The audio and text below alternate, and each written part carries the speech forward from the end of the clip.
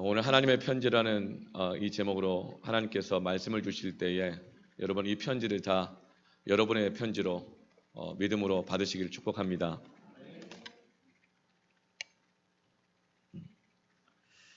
우편물 중에서 어떤 이 청구서라든가 단순한 초대장 같은 경우, 이런 경우나 또 안부를 묻는 이런 편지의 내용들은 일반적인 우편으로 붙입니다. 혹은 이메일로 보내기도 합니다. 그러나 그 내용이 재산에 관련된 것이라든가 생명이나 법적인 굉장히 중요한 증명서에 관련된 아주 중요한 내용들은 일반 편지로 보내지 않고 또 그냥 메일로 보내지 않고 반드시 등기로 보냅니다. 이 등기와 일반 편지의 차이점은 등기는 반드시 본인이 받아야만 받을 수 있습니다. 그리고 본인이 자기의 도장이나 자기의 서명을 반드시 해야만 그 등기를 받아볼 수 있습니다. 만약에 등기가 보내어졌지만 본인이 받지 않으면 다음에 오겠다고 붙여놓고 갑니다. 그리고 본인이 받았다 하더라도 본인이 사인을 하지 않으면, 서명하지 않으면 그 등기 편지는 수령이 거부가 되는 것으로 간주가 됩니다. 하나님께서 오늘 우리에게 한 편지를 보내셨습니다. 이 성경은 하나님께서 우리에게 보내어 주신 편지입니다. 그런데 이 편지의 내용은 단순한 안부 편지가 아닙니다. 벌금을 내라, 이런 청구서가 담긴 내용이 아닙니다. 이 편지의 내용은 하나님께서 죄의 삭은 사망인데 그 죄값을 어떻게 하나님이 탕감해 주셨는지, 하나님께서 우리에게 자유를 선포해 주신 것이고, 이 복음을 믿는 자들마다 심판을 받지 아니하고 영생을 얻게 된다는 하나님의 구원의 편지입니다. 그러니까 이 하나님 보내주신 이 등기 편지는 우리의 생명이 달려있는 것이고 하나님으로부터 받게 될 영원한 유업이 달려있는 것이고, 마지막 때에 심판을 면하고 하나님의 구원이 달려있는 너무나도 중요한 등기 편지인 것입니다. 그래서 이 편지를 받는 사람은 반드시 본인이 받아야 합니다. 반드시 본인의 자기의 신앙 고백으로 서명을 해야 합니다. 그래서 우리가 세례를 받을 때에도 개별적으로 다 손을 들고 본인이 선서를 하면서 서명하는 것입니다. 그럼에도 불구하고 많은 사람들의 반응은 어떠했습니까? 32절에 그가 친히 보고 들은 것을 증언하되, 예수님께서 친히 하나님의 이 말씀을 우리에게 증언해 주셨는데, 편지를 가지고 오셨는데 그 편지를, 증언을 받는 자가 없도다. 왜 받지 않았을까요? 사람들은 이 복음을, 이 세상에서 말하는 그 좋은 가르침이나 어떤 신문 기사거리나 때로는 이 복음을 거추장스러운 스팸 메일 정도로 생각한 것입니다. 그래서 이 편지가 왔지만 열어보지도 않습니다.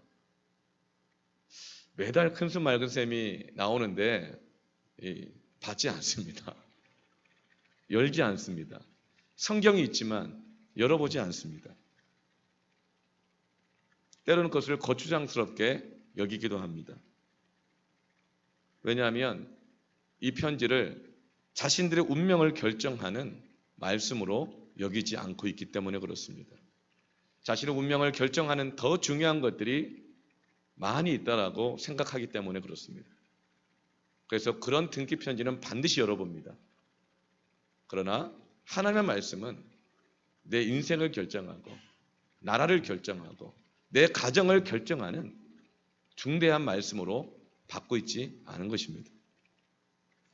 하나님은 이 세상을 새롭게 하실 때에 하나님은 심판을 함께 동봉하십니다. 왜 그럴까요? 하나님을 새롭게 하기를 원하시고 구원하기를 원하시는데 왜 심판을 같이 보내실까요? 전쟁, 기근, 전염병, 자연재해를 왜 같이 함께 동봉하셔서 구원의 역사를 이루어 가시고 하나님의 메시지를 주실까요? 왜 이 세상을 바꾸고 가실까요? 그것은 사람들이 그냥 편지를 받으면 관심을 갖지 않기 때문에 그렇습니다. 하나님의 전염병과 기근과 재난과 전쟁과 자연재해를 마지막 때에 징조로 주시는 까닭은 하나님의 말씀하시는 것입니다. 이것은 일반 편지가 아니야. 이것은 일반적인 상황이 아니야.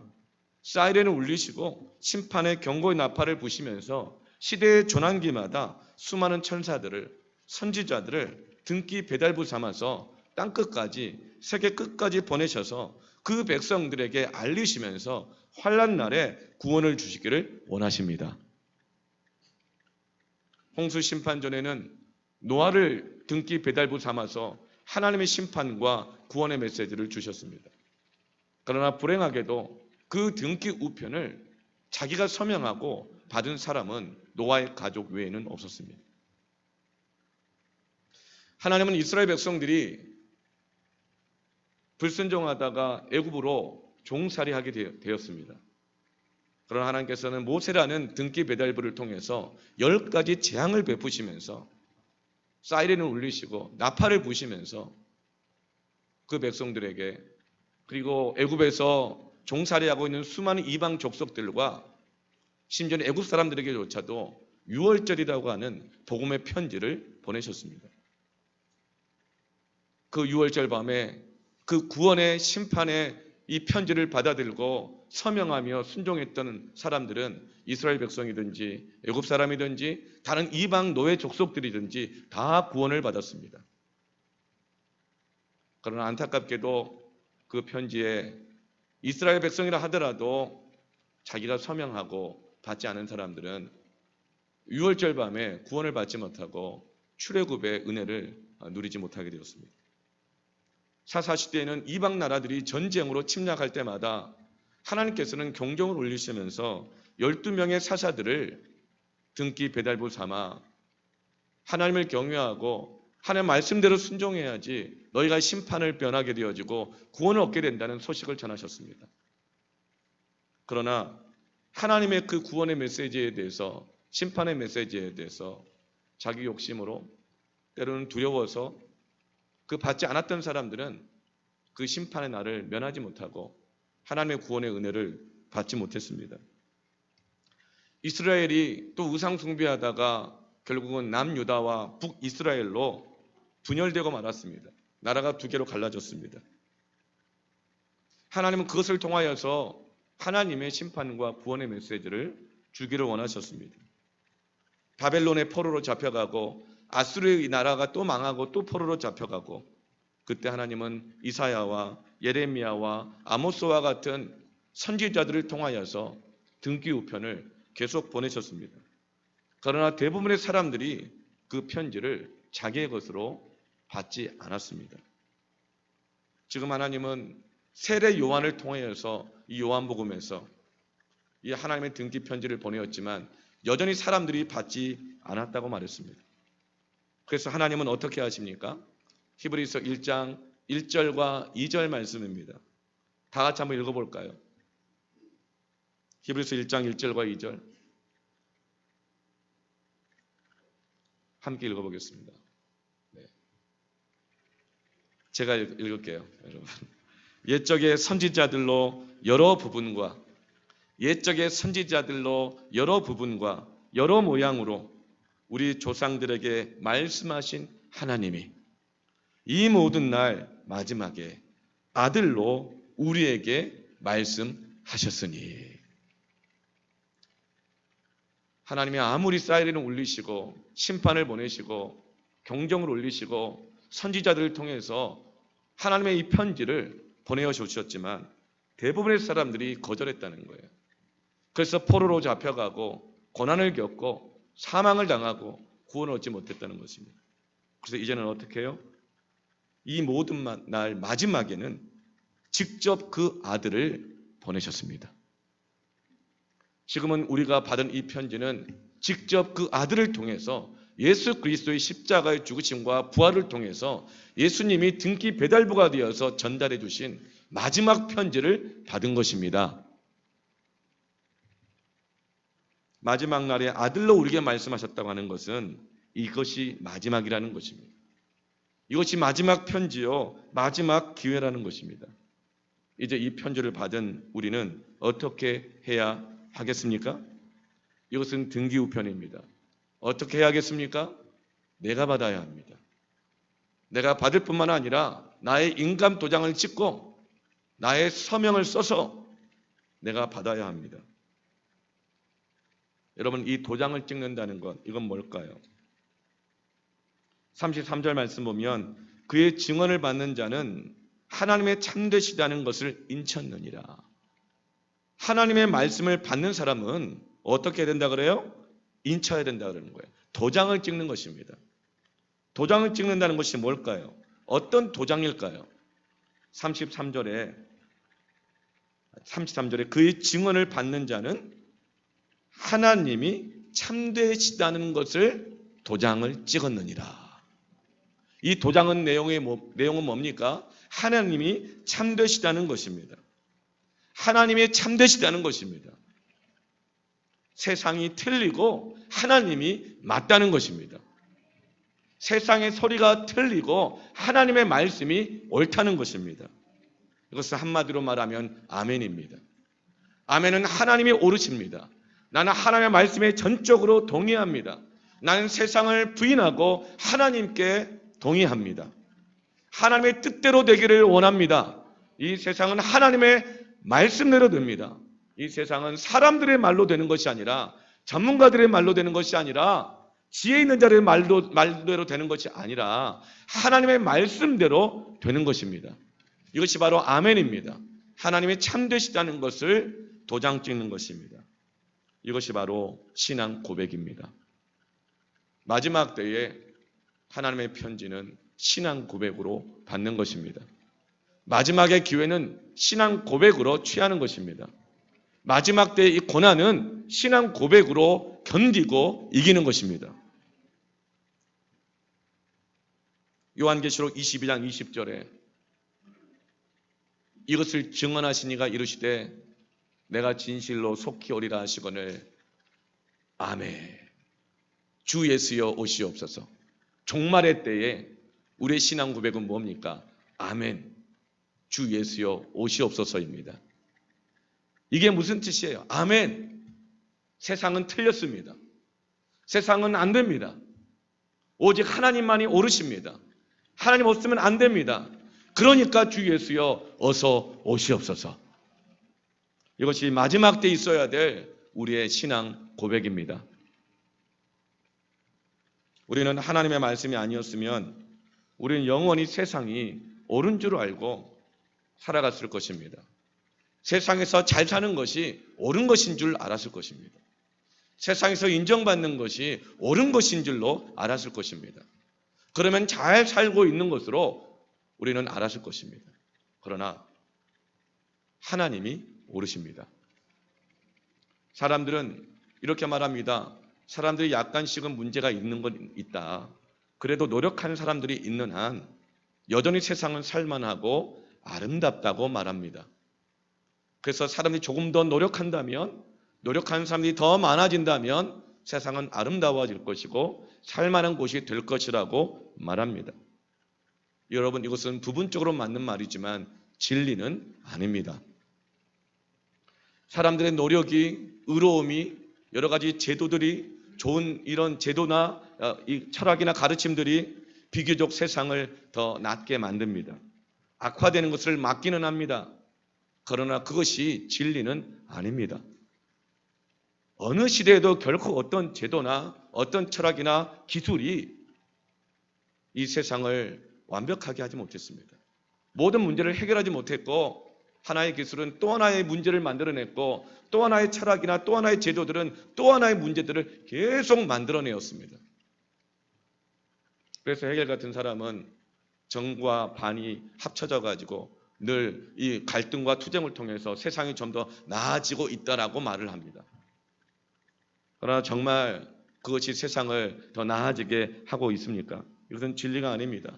오히려 희망 고문이고 정신 승리에 불과한 것입니다. 사실 세상은 거대한 거짓의 장입니다. 여전히 이 세상은 공중권세 잡은 자들이 다스리고 있다고 말합니다. 여러분, 이 세상 가운데 일어나는 수많은 악의 문제들, 모순의 문제들, 고통의 문제들의 원인이 무엇일까요? 환경 파괴, 이런 전염병들, 전쟁, 테러, 살인, 강도, 독재, 이 모든 것에 이 고통의 원인은 무엇입니까? 이 악의 원인이 무엇인가요? 사람들은 말합니다. 이 세상을 하나님이 창조했다면서, 그렇다면 하나님이 살아계시다고 한다면 이 세상을 어떻게 이렇게 내버릴 수 있느냐?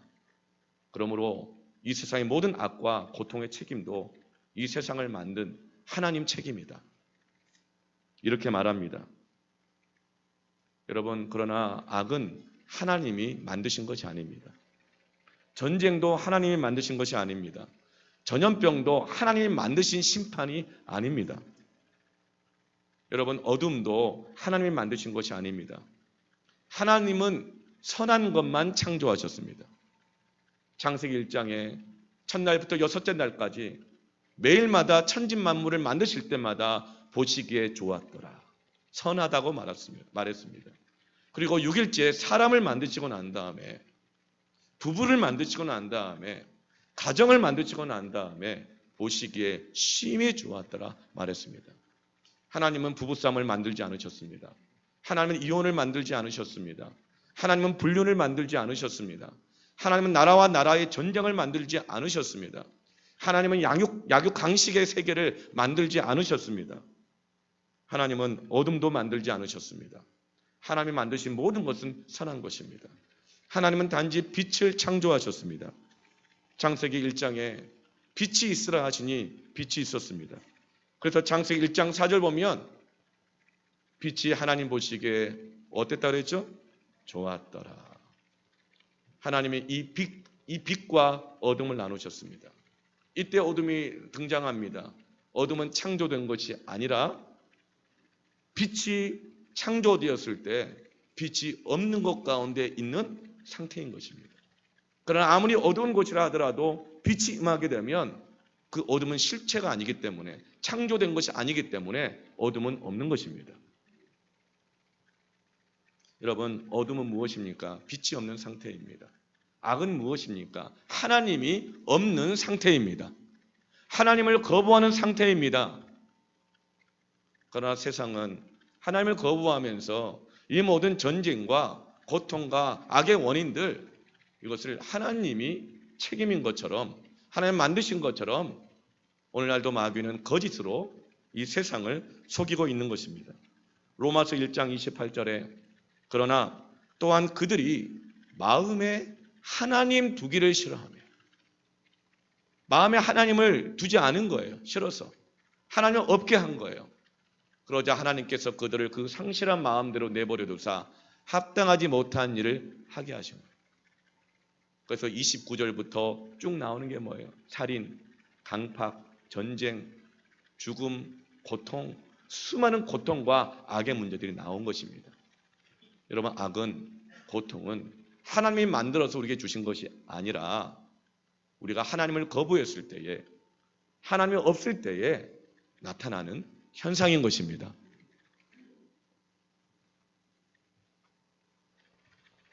사람들이 하나님을 거부할 때 이 세상에는 고통이 나타납니다.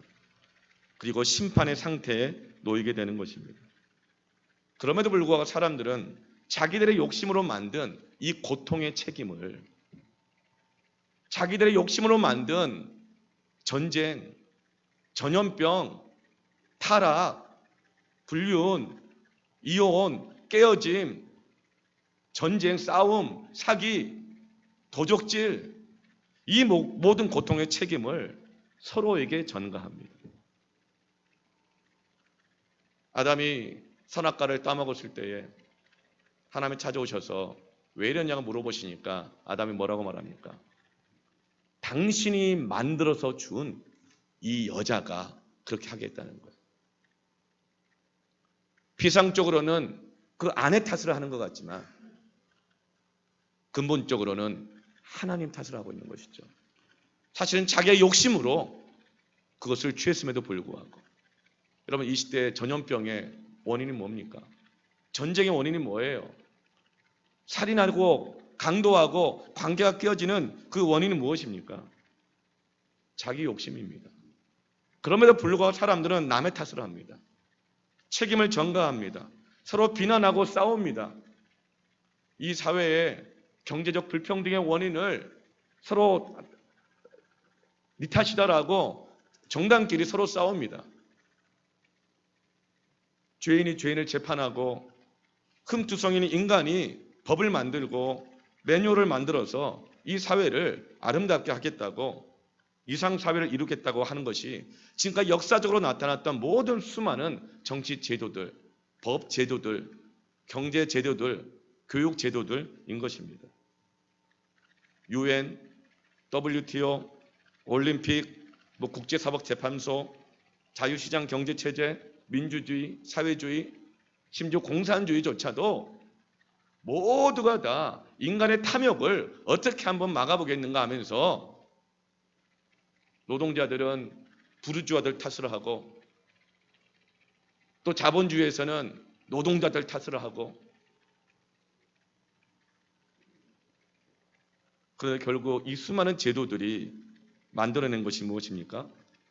약간의 도움은 되나 결국은 병 주고 약 주고인 것입니다. 다시 끊임없는 또 다른 제도와 조직과 단체와 법을 만들어내야 합니다. 이것으로는 이 세상에 인간의 욕심으로 만들어낸 악의 문제들, 가난의 문제들, 전염병의 문제들, 불평등의 문제들을 결코 해결할 수 없습니다. 그럼에도 불구하고 이런 제도들이 사람의 노력들이 해결할 수 있다고 가르치는 것들. 여러분 그것이 바로 거짓인 것입니다.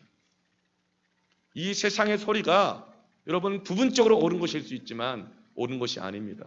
이미 틀린 것이 계속 증명되고 있습니다. 우리는 이때 고백해야 합니다. 아멘. 세상이 틀리고 하나님의 말씀이 옳습니다. 그런데도 불구하고 이 편지를 그 아들이 직접 가지고 왔음에도 불구하고 어떻게 합니까?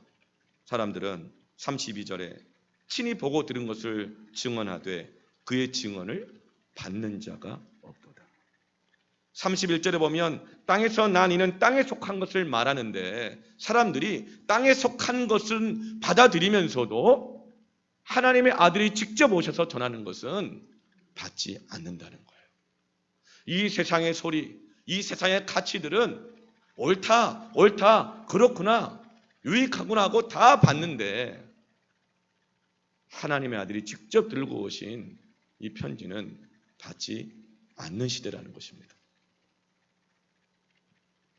에베소 6장 12절에 우리의 시름은 혈과 육을 상대하는 것이 아니요 통치자들과 권세들과 이 어둠의 세상 주관자들과 하늘에 있는 악의 영들을 상대합니다. 여러분 마지막 때의 마지막 전쟁은 뭘까요? 아마겟돈 전쟁이라고 하기도 하고 그 전쟁은 어떤 전쟁일까요? 어떤 사람은 말합니다. 한반도에서 북한에 비핵화를 하지 않는 한 그 핵 문제 때문에 한반도에서 열강들의 제3차 세계대전이 일어날 것이고 그 전쟁이 이 시대의 마지막 전쟁이 될 것이다. 또 어떤 사람은 예루살렘에 제3성전을 세우는데 종교 전쟁이 일어나면서 이스라엘에서 이제는 온 세계에 이 전쟁이 제3차 세계대전이 거기서 일어날 것이다. 마지막 때 전쟁은 종교 전쟁일 것이다. 경제 전쟁일 것이다. 여러분 이 마지막 때의 전쟁의 본질은 뭘까요? 한반도에서도 일어날 수도 있고 이스라엘에 일어날 수도 있습니다. 그러나 장소의 문제가 마지막 때의 이 전쟁의 본질은 아닙니다. 마지막 때의 영적 전쟁의 본질은 뭡니까? 이 세대의 모든 제도와 문화와 종교와 개인에게까지 가정에까지 모든 조직 가운데 모든 권세 가운데 스며들어 있는 악의 영들과의 싸움인 것입니다. 하나님을 거부하게 하는 모든 문화, 하나님을 거부하게 하고 하나님 없게 해서 결국은 책임지지 못할 악과 고통을 만들어내도록 하게 하는 이 세대 안에 있는 모든 제도와 나라와 권세 안에 들어와 있는 하나님을 거부하는 것과의 영적인 전쟁이 마지막 때의 영적인 전쟁입니다. 여러분 이 전쟁 앞에서 어떻게 우리가 대응해야 할 것입니까? 우리의 싸움은 혈과 육이 된 싸움이 아닙니다. 영적인 싸움은 영적으로 대응해야 합니다. 분명한 신앙 고백이 있어야 마지막 때, 이 종말의 때에 이 싸움 안에서 이 고난을, 심판을 견뎌내고 이길 수 있을 것입니다. 자기가 서명하고 자기의 신앙 고백으로 이 편지를 받아야 합니다. 다니엘은 청소년 시기에 13살 때인가 17살 때 13살 때 한번 나라가 망해갖고 자기 아버지랑 친척들이 다 잡혀갖고 그 17살 때 나라가 망해가지고 바벨론의 포로로 잡혀갔습니다. 여러분, 사춘기 시절에 나라가 망한다는 것은 이보다 더 큰 재난이 있습니까? 지금 우리가 코로나19 이후로 이렇게 갈등하고 혼란스럽고 고민하는 이유가 뭡니까? 방역을 하자니 경제가 죽겠고, 경제를 살리자니 사람들이 막 죽겠고, 그러나 이러나 저러나 사실은 죽는 건 매한 가지니까 어쩌지도 못하고 이러지도 못하고 지금 이렇게 갈팡질팡하면서 하고 있는 것입니다. 근데 여러분, 나라가 망한 것만큼 재난이 있습니까? 나라가 망해버렸어요. 그래서 이 10대 청소년기에 노예로 바벨론의 포로로 잡혀가게 됩니다. 이만한 재난이 없어요. 그런데 운이 좋게도 다니엘은 외국인 특별 전형으로 왕궁의 대학에서 공부를 하게 되는 특혜를 얻게 됩니다. 그러니까 여기에서 열심히만 해서 경쟁에서 이기면 바벨론 제국을 다스리는 국가 공무원이 될 수 있는 것이죠. 지금도 우리나라의 영향력을 더 넓히기 위해서 K-팝이라든가 K-방역이라든가 이런 것뿐만 아니라 외국에 있는 제3세계에 있는 어려운 나라에 있는 젊은 학생들을 불려다가 한국에서 교육을 가르쳐서 한국의 영향력들을 더 확대해 나가려고 하는 교육 제도를 시행하고 있습니다. 당시에도 그랬습니다. 지금 이 다니엘은 좋은 기회를 잡았습니다. 그런데 첫 번째 시험은 아주 사소한 것에서부터 왔습니다. 공부를 열심히 하고 있는데 지치지 말고 머리 팽팽 돌아가게 공부 잘하라고 좋은 일꾼 되라고 왕이 진미와 포도주를 내려줍니다. 이 진미라고 말하는 것은 고기를 뜻합니다. 고기와 포도주를 내려주죠. 그런데 다니엘은 이것을 거부합니다. 왜 거부할까요? 우상에게 바쳐진 고기와 포도주이기 때문에 거부할까요? 당시에 바벨론에서 유통되었던 모든 고기와 포도주는요, 거의 100% 전부 다 먼저 우상에게 바쳐진 그 제물만이 유통이 될 수 있었어요. 그러니까 오늘 우리가 그 고기에다 도장 찍어주잖아요. 검역되었다는 도장. 이 고기는 신선한 거다, 먹어도 된다. 도장 찍어준 게 뭐냐면 당시에는 우상에게 바쳐진 고기만 먹을 수가 있고 유통되는 도장 찍힌 거예요. KS 마크인 거예요. 그래서 거부한 걸까요? 만약 그걸 거부하면 먹고 살 수가 없잖아요. 다니엘이 이렇게 말합니다. 왕의 진미와 포도주를 먹음으로 인해서 내가 더럽혀지고 싶지 않다, 이렇게 말해요. 더럽혀지고 싶지 않다. 예수님도 말씀하셨어요. 사람이 입으로 들어가는 것이 그를 더럽게 하는 것이 아니라 속에서 나오는 것이 더럽게 한다.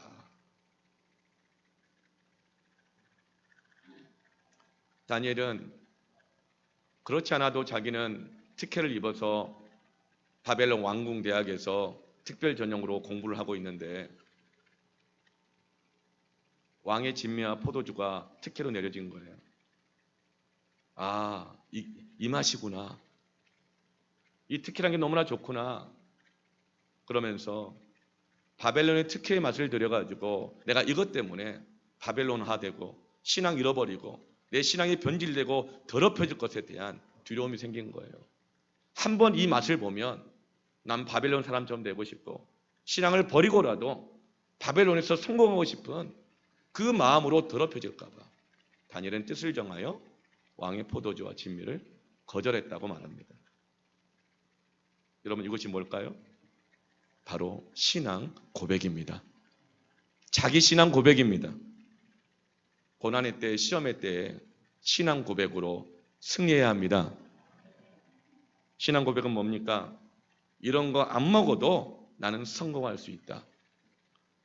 이것도 신앙 고백이긴 하지만 종말의 때, 고난의 때 정말 필요한 고난을 이기게 하는 신앙 고백은 뭘까요?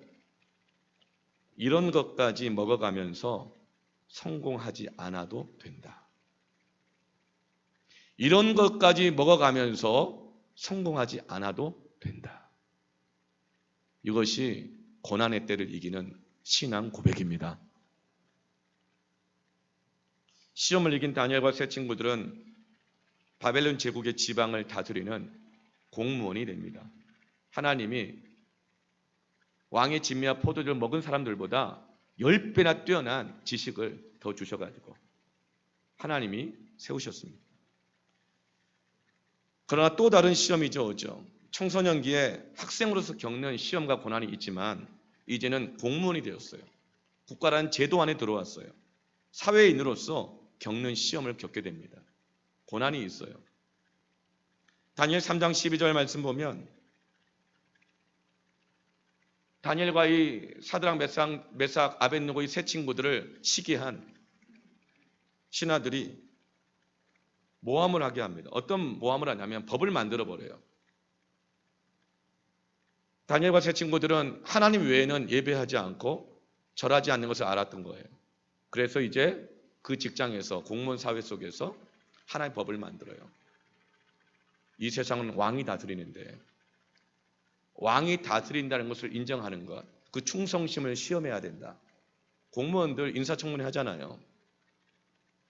그 테스트가 뭐냐면 왕에 대한 충성심을 확인하기 위해서 왕의 모양을 금신상으로 만들어요. 그리고 거기에 절하지 않으면 나라에 대한, 국가에 대한, 왕에 대한, 이 제도에 대한 충성심이 없는 것이기 때문에 이러한 사람은 풀무불에 던져야 된다. 이런 제도를 만들어요. 이런 법을 만들어요. 그래서 결국 다니엘과 이 세 친구들은 풀무불에 던져지게 되죠. 다니엘 3장 12절 보세요. 이제 몇 유다 사람 사드락과 메삭과 아벳느고는 왕이 세워 바벨론 지방을 다스리게 하신 자이거늘. 왕이 세운 지방 공무원인데 이 나라에서 왕궁대학에서 그 특혜 받고 공무원이 되었는데 왕이여 이 사람들이 왕을 높이지 아니하며 왕의 신들을 섬기지 아니하며 왕이 세우신 금신상에게 절하지 아니하나이다. 이 세상을 따르지 않습니다. 이 세상의 권력에 순종하지 않습니다. 그러니 풀무불에 던지십시오. 여러분, 다니엘과 이 세 친구들이 풀무불에 던져진 것은 왕에게 복종을 하지 않는다는 죄였습니다. 국가 시책을 따르지 않는다는 것이죠. 국가의 정한 헌법과 우리는 법률을 반드시 지켜야 합니다. 사회 안전을 위한 방역 지침도 순종해야 합니다. 만약에 방역 지침을 지키지 않고 그것을 은폐하고 하면서 사회를 위험에 빠뜨리는 것은 법에 의해서 처벌받아야 마땅합니다. 그러나 이것이 전염병을 해결하는 진리는 아닙니다. 그렇기 때문에 우리는 신앙을, 예배를 법으로 규정하거나 폐하는 것은 결코 따를 수 없습니다. 여러분, 위험한 것이 코로나 바이러스 하나만입니까? 위험성을 따지면 교통사고로 죽는 사람이 한 해에 13,000명이 넘습니다. 매년 13,000명이 넘는다고요. 죽는 사람만. 담배 피는 것으로 죽는 것, 여러분 동성애로 더 위험합니다. 여러분 그렇다면 교통법규를 지켜야 하고 미성년자에게는 술을 팔거나 담배를 팔아서는 안 되는 이 법을 잘 지켜야 되겠죠. 그러나 그렇다고 해서 교통사고를 막기 위해서 세상 사람들은 자동차 생산 금지를 하지는 않습니다. 자동차 공장 문을 닫지는 않습니다. 고속도로를 아예 전부 시속 50km 이하로 속도 제한시키지도 않습니다. 담배나 술을 생산을 금지시키거나 유통 금지시키거나 판매 금지시키지도 않습니다. 그럼에도 불구하고 교회에서 술과 담배를 금지하면 인간의 자유를 왜 억압하느냐라고 말합니다. 인간이 성인이 되면 얼마든지 자기 선택권이 있고 책임이 있고 인간이 조절할 수 있는 문제인데 왜 성경이 인간의 자유와 권리를 억압하냐는 것이죠. 여전히 세상이 옳다는 것이고 사람이 할 수 있다는 것입니다. 그러나 다니엘과 세 친구들은 어떻게 합니까? 이런 왕의 명령에 의해서 국가의 정한 시책과 법에 대해서 어떻게 합니까? 그것이 하나님을 거부하는 것이 아니라면 다 받아들이고 순종하지만 그러나 마지막 하나님을 거부하는 것이라면 이들은 결코 그것을 받아들일 수 없습니다. 다니엘 3장 16, 17절에 사드락과 메삭과 아벳노가가 왕에게 대답하여 이르되 느부갓네살이여 우리가 이 일에 대하여 왕에게 대답할 필요가 없나이다 이 말이에요. 대답할 필요가 없다 이 말은 뭐죠? 따질 일이 아니다. 저항하지 않는다. 대항하지 않는다 이렇게 말해요. 이 말은 뭐예요? 내가 이것 때문에 내가 파업하지 않는다. 일 그만두지 않는다. 자기의 공무원으로서의 맡겨진 직무는 충실히 감당하겠다는 거예요. 월급 조금 안 올려준다고 복지제도 조금 보완 안 해준다고 상여금 좀 안 준다고 파업하고 회사가 망하든 나라 경제가 어려워지든 더 어려운 사람들이 고통 가운데 있음에도 불구하고 그렇게 파업하고 항의하고 그렇게 따지고 대답하지 않겠다. 왕이여 우리가 섬기는 하나님이 계시다면 못하는 거 이제 신앙 고백하는 거예요. 우리를 맹렬히 타는 풀무불 가운데서 능히 건져내시겠고 왕의 손에서도 건져내시리이다. 따지고 싸우고 파업하지 않고 신앙 고백으로 대응하고 있습니다. 진정한 신앙 고백은 뭐예요? 18절에 그렇게 하지 아니하실지라도 우리를 건지지 않으실지라도 풀무불에 다 죽는다 하더라도 왕이여 우리가 왕의 신들을 섬기지도 아니하고 왕이 세우신 근신상에게 절하는 법을 내가 지키지 아니할 줄을 아옵소서.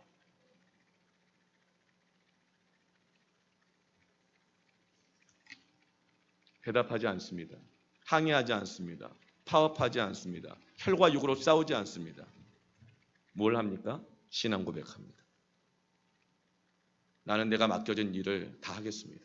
그러나 우리가 섬기는 하나님이 계시면 건져내 주실 것이고 그렇게 아니하실지라도 결코 나는 절하지 아니할 줄을 아옵소서. 이것이 마지막 때 고난의 때 이 고난을 이기고 심판을 면하며 승리를 얻는 신앙 고백의 능력입니다. 바벨론이 망해버립니다. 하나님을 거부하는 법을 계속 만들고 하나님을 온전히 섬기는 자들을 핍박하고 박해하는 나라나 제도는 지금까지 살아남은 적이 없습니다. 바벨론은 결국 망합니다. 메데라는 왕국을 통해서 바벨론을 하나님이 멸망시키십니다. 메데라는 왕국으로 정권이 바뀌죠? 여러분 정권 바뀌면 어떻게 돼요? 전 정부에서 일하던 사람들은 전부 다 이렇게 해고당하잖아요. 다 잘리잖아요. 그렇죠? 그런데 다니엘은 계속 중용됩니다. 왜 그럴까요? 다니엘의 신앙 고백 때문입니다. 이 다니엘의 신앙 고백은 혼자 골방에서 나 혼자 나만 믿으면 되지만 이런 신앙 고백이 아니었고 왕 앞에서 공무원 사회 앞에서 공개적으로 했던 신앙 고백이었기 때문에 이 소문은 당시의 바벨론 왕국에 파다했습니다. 주변 나라들에게까지도 파다했습니다. 그래서 메대 왕국이 바벨론을 정복했을 때 메대 왕은 알고 있는 것이죠. 다니엘과 이 세 친구들은 바벨론 왕에게 아첨하고 그의 말에 순종하는 자들이 아니라 정말 바벨론 왕국을 그 나라 사람들을 사랑하고 맡겨진 직무를 최선을 다하며 섬기는 사람이었다. 그러니 이들은 바벨론 정권에 아첨하는 사람들이 아니기 때문에 메대 왕국에서도 그렇게 할 것이다. 여러분 신앙 고백의 능력이 시대가 바뀌어도 하나님의 사람으로 쓰임받게 하는 것입니다. 지금 여러분 코로나19 이후로 시대가 바뀌었다. 시대가 바뀌었다. 이런 두려움들이 얼마나 많이 있습니까? 분명한 신앙 고백이 하나님이 역사하게 하십니다. 그래서 메대 다리오 왕이 어떻게 해요? 이젠 지방 이 관리 정도가 아니라, 그러니까 바벨론 왕국 때는 이 경기도지사쯤 됐겠죠. 뭐 대전시장, 뭐 이 수원시장 이쯤 됐을 것 같아요. 근데 이제는 어떻게 합니까? 왕 바로 그 다음으로 메대 왕국 전체를 다스리는 총리로 세우려고 합니다. 여러분, 이게 신앙 고백의 능력입니다. 신앙 고백하면 하나님이 반드시 세우십니다. 왕도 이기십니다. 다스리십니다. 그러자 마귀가 가만히 또 안 있죠. 그 공무원 사회 속에서 또 시기하는 무리들을 일으킵니다. 또 시험을 해요. 어떤 시험이죠? 전에는 금신상 만들어가지고 했는데도 이제 안 통했어요. 이제는 어떻게 합니까? 신상을 만들지는 않아요. 그리고 이렇게 말해요. 왕외의 신이나 사람에게 절을 하고 기도하면 사자굴에 던져야 합니다. 이게 바로 총리로 세우기 위해서 통과시키는 인사청문회의 법이에요. 이걸 통해서 왕에 대한 충성심, 나라에 대한 충성심을 점검해야 된다는 거예요. 여러분, 그랬을 때 총리가 되기를 원했다면 그냥 일정 기간만, 그것도 30일이라고 그럴 거예요. 30일? 30일만 금신상에게 절하라고 한 거 아니니까, 창씨 개명하고 신사 참배하라고 한 것 아니니까 그냥 30일 동안만 예배 안 드리고 기도 안 하면 총리 그냥 쉽게 되는 겁니다. 그런 법령에 왕의 이 조서에 도장 이미 찍힌 걸 알았어요. 그런데 다니엘은 어떻게 합니까? 다니엘 6장 10절에 다니엘이 이 조서에 왕의 도장에 찍힌 것을 알고도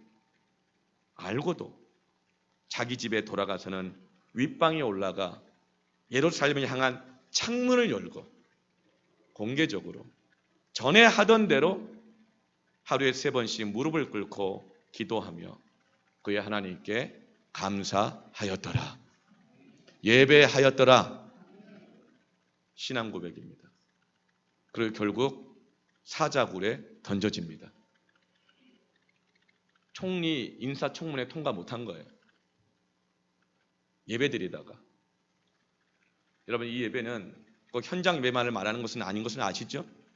다니엘 윗방에 올라갔다 그랬잖아. 윗방에. 왜죠? 그때는 성전이 없으니까. 윗방에 올라가서 신령과 진정으로 하루에 3번씩 전에 하던 대로 기도했어요. 신령과 진정으로 예배하느라 인사청문회 통과 못하고 총리에 오르지 못할 뿐만 아니라 사자굴에 던져졌습니다. 그러나 그때 인자가 그 사자굴에 함께 있었습니다.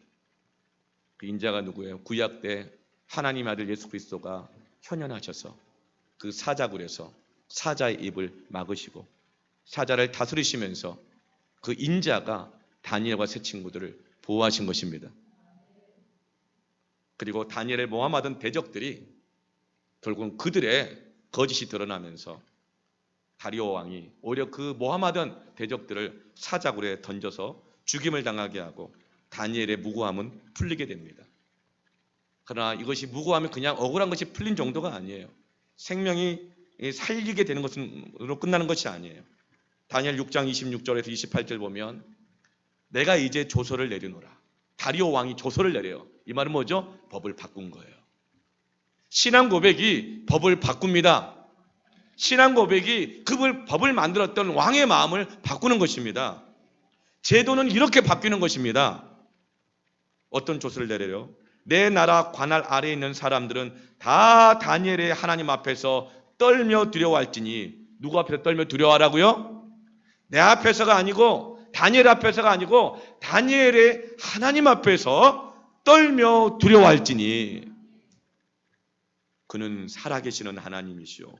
영원히 변하지 않으실 이시며 그의 나라는 멸망하지 아니할 것이요 그의 권세는 무궁할 것이며. 지금 메대 왕 다리오가 뭐하고 있어요? 신앙 고백하고 있어요. 하나님을 인정하고 있습니다. 그는 구원도 하시며 건져내기도 하시며 하늘에서든지 땅에서든지 이적과 기사를 행하시는 이로써 다니엘을 구원하여 사자의 입에서 벗어나게 하셨습니다 하였더라. 이 다니엘이 다리오 왕의 시대와 바사 사람 고레스 왕의 시대에 형통하였더라. 또다시 시대가 바뀝니다. 또 정권이 바뀝니다. 또 문명이 바뀝니다. 그러나 여전히 다니엘은 형통하게 되어집니다. 여러분, 무엇이 이방 나라들의 법을 바꿉니까? 무엇이 왕들이 하나님을 인정하게 합니까? 무엇이 다니엘로 하여금 문명이 바뀌고 시대가 바뀌고 정권이 바뀌어도 형통하게 합니까? 신앙 고백의 능력입니다. 우리가 뭔 일 할 수 있는 게 아니에요. 그러나 우리가 신앙 고백을 분명하게 하면 하나님이 일하십니다. 나라를 세우기도 하시고 폐하기도 하시는 분은 하나님이십니다. 이 극심한 고난을 신앙 고백으로 통과할 때 우리는 어느덧 변하지 않는 정금 같은 사람으로, 정금 같은 인생으로, 형통하는 인생으로 변화되게 될 것입니다. 그러므로 이 고난의 때 교회는 더욱 분명한 신앙 고백해야 합니다. 더욱 분명한 신앙 고백해야 합니다. 헛되게 싸워서는 안 됩니다. 다니엘처럼 대답하지 아니하고 자기의 직무를 충실히 감당하며 신앙 고백해야 합니다.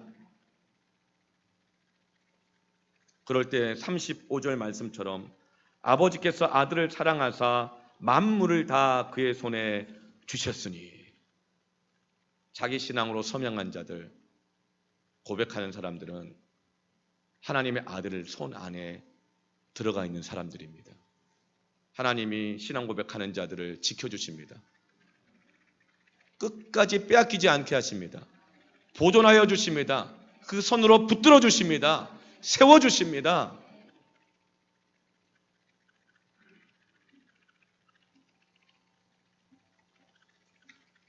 하나님께서 이 놀라운 생명의 편지, 하나님 이 유업의 편지, 고난을 이기며 형통하게 하는 이 편지를 그 아들을 통해서 직접 전달하게 하셨습니다. 마지막 편지이기 때문에 마지막 때가 되면 그토록 난리와 난리의 소식들이 끊이지 않습니다. 여러분, 코로나19가 전에 없었던, 인류 역사상 없었던 문명을 바꾸고 시대를 바꾸는 새로운 일입니까? 아니에요. 이미 19세기에 스페인에서 독감으로 시작되었는데 전 세계 6천만 명이 죽었습니다. 에이즈가 불치병으로 이 시대를 흔들었습니다. 사스가 왔습니다. 메르스가 왔습니다. 관동 대지진이 있었습니다. 칠레 지진이 있었습니다. 무선 폼페이오의 화산 폭발이 있었습니다. 예수님 오신 이후로 전쟁과 난리와 기근, 이러면 그렇게 많이 죽은 세계 1차 대전, 세계 2차 대전, 수많은 중동전쟁, 국지전쟁들, 수많은 죽음들, 전염병들, 자연재해들 끊임없이 왔습니다. 주님 오신 이후에. 하나님은 그 아들을 통해서 수많은 재앙과 재난과 자연재해를 통해서 계속 나팔을 불고 계십니다. 심판과 구원의 소식을 주고 계십니다.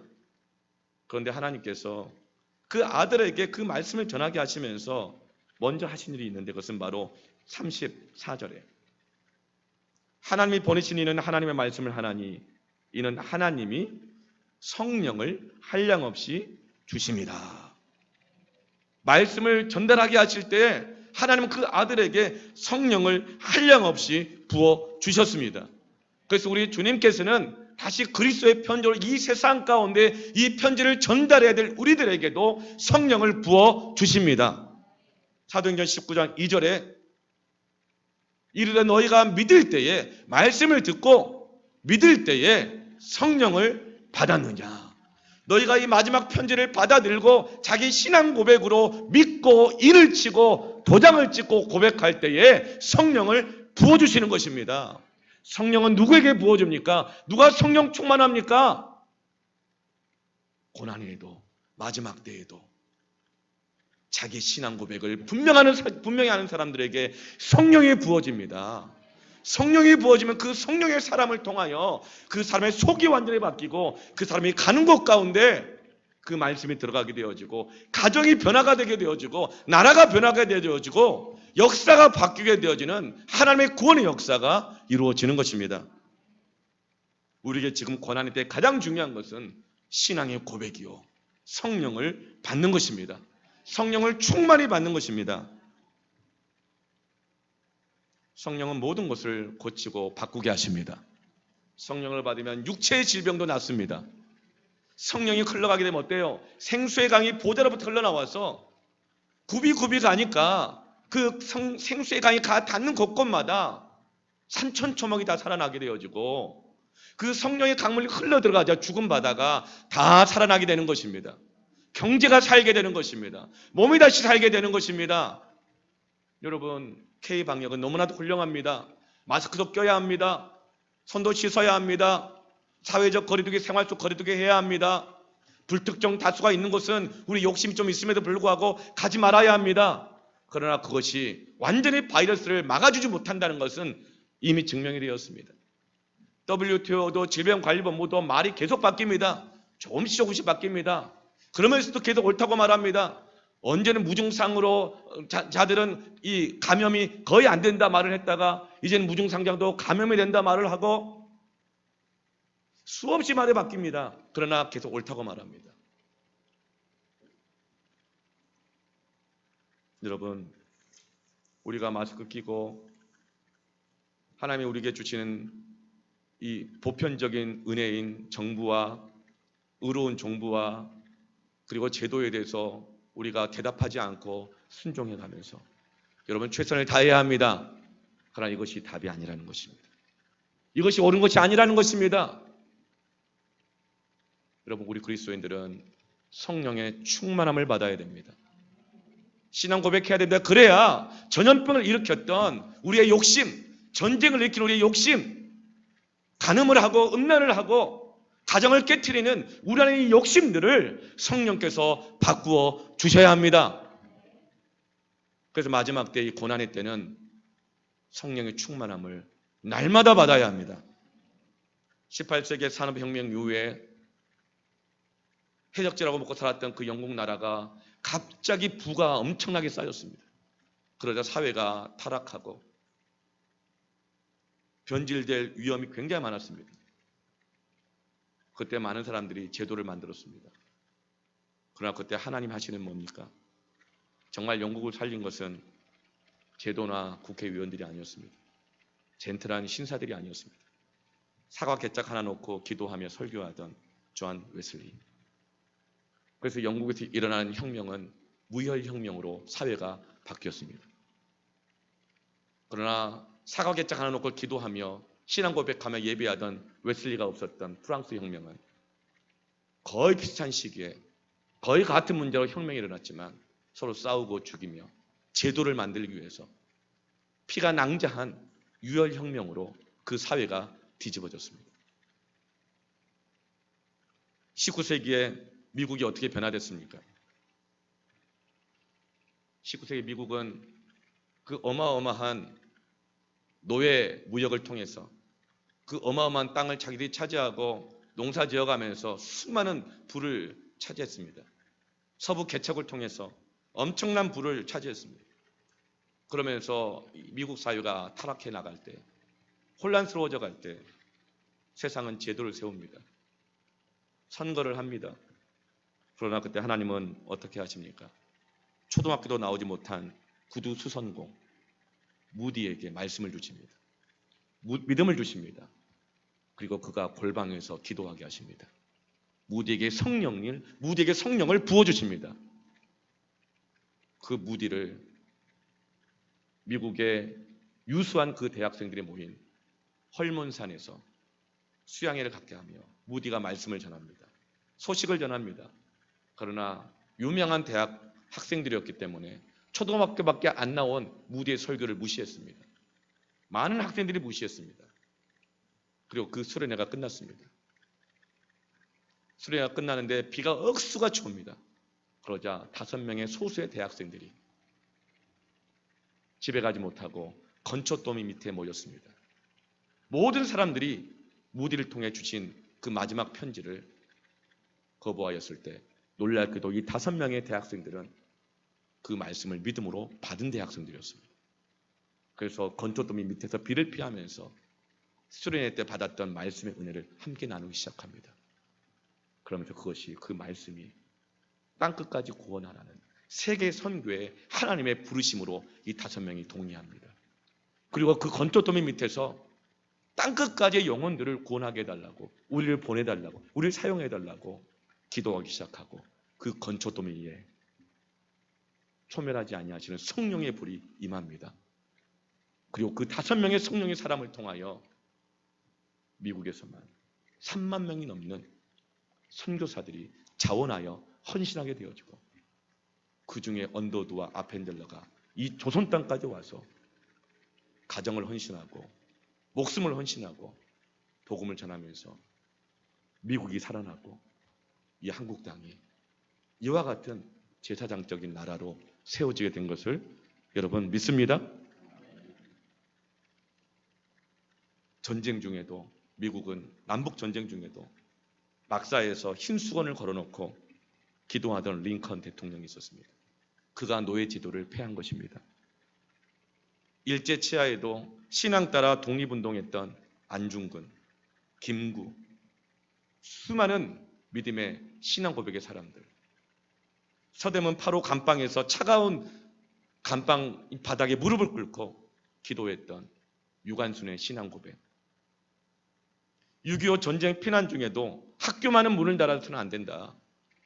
피난하면서도 선생님들이 학생들을 모아놓고 빗발치는 총알을 피해가면서 학교를 열고 가르치며, 왜냐하면 이 나라의 미래는 우리 아이들에게 달려있기 때문에, 교육에 달려있기 때문에, 뿐만 아니라 그 무거운 다른 것은 다 버려도 풍금 하나만은 소달구지에 태우면서 교회를 문 닫고 피난 가는데 다른 건 다 넣고 와도 성경과 풍금 하나만은 여러 사람이 지고 가고, 목사와 장로와 권사와 집사들이 풍금 하나만은 지고 가고, 전쟁통에도 주일이 되면 뒷산에 올라가서 나무숲에 숨어서 풍금을 울리며 찬송하고 예배했던 신앙의 고백. 그때 부어졌던 성령의 역사가 이 나라를 전쟁통에서 살리고 이 나라를 이렇게 하나님의 나라로 강성하게 일으키신 줄로 믿으시길 바랍니다. 하나님은 분명한 신앙의 고백의 사람들을 사랑하십니다. 그 손으로 붙들어 주십니다. 성령을 부어 주십니다. 성령의 사람들을 통하여 이 땅을 살리실 것입니다. 아멘. 신앙 고백하십시오. 성령을 받으십시오. 함께 이제 우리 함께 찬양할 텐데요. 오늘 함께 하고자 하는 찬양은 선한 능력이라는 찬양입니다. 고난의 때 무엇이 고난을 이기게 하는 선한 능력이 되는가? 이 찬양의 가사는 독일 나치에 저항하다가 순교한 디트리히 본헤퍼의 신앙 고백입니다. 본헤퍼는 독일의 유망한 지식인이었고 신학자였습니다. 그래서 미국에서까지 인정받아서 교토로 인정받고 사역을 하다가 고국 독일이 히틀러로 인하여서 점점 어두워져 간다는 소식을 듣고 그의 친구에게 이렇게 편지를 씁니다. 편지의 내용은 이렇습니다. 따로 시간을 내어 나와 내 나라가 처한 상황을 생각하고 나를 향하신 하나님의 뜻을 밝히 보여달라고 기도했습니다. 기도해보니 미국으로 건너온 것은 실수였습니다. 나는 이 민족사의 힘든 시기를 독일에 있는 그리스도인들과 함께 겪지 않으면 안 되겠습니다. 나는 고통받는 조국의 그리스도인들에게 돌아가서 이 고난을 함께 겪을 것입니다. 그리고 보장된 삶을 버리고 독일 나치에 저항하기 위해 독일로 돌아갑니다.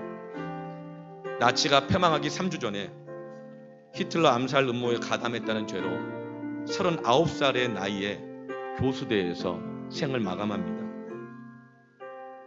교수대 앞에서 남아있는 몇 분 동안 원하는 것을 해라 얘기했더니 이 몇 분간 나에게 기도할 시간을 주십시오. 인생의 마지막 그 몇 분을 주의 얼굴을 바라보며 기도합니다. 기도하자 교수대가 무너지는 일이 일어나지는 않았습니다. 기도의 응답으로 사형이 취소되거나 연기되는 일도 일어나지 않았습니다. 그러나 그 기도하는 마지막 신앙 고백의 모습은 유대인들을 나치에 항의하는 자들을 가스실로 보내서 죽였던 나치 수용소의 담당 의사의 마음을 그 신앙 고백의 모습이, 기도의 모습이 강하게 흔들었고, 그 모습을 보고 사람을 죽이던 나치의 담당 의사가 회심하게 되어집니다. 이것이 선한 능력입니다. 이것이 고백의 능력입니다. 성령의 역사입니다. 이 고백의 능력은 1990년 독일 교회가 서와 동쪽으로 나누어져 있을 때, 분열과 불의와 죄와 싸우고 있을 때 통일 독일을 이루는 능력이 되었습니다. 오늘 선한 능력으로 이 찬양은 보네포가 죽기 마지막에 사랑하는 약혼자에게 보낸 편지입니다. 그가 사람으로서는 가장 사랑하는 대상에게 자기의 신앙을 고백한 내용입니다. 이 편지의 내용이 있었던 이 고백, 오늘 이 고난의 시기를 살아가는 우리에게 있어서도 선한 능력이 되게 하실 걸 믿습니다. 한번 이 고백을 하나님께 드리며 찬양으로 함께 나아가십시다.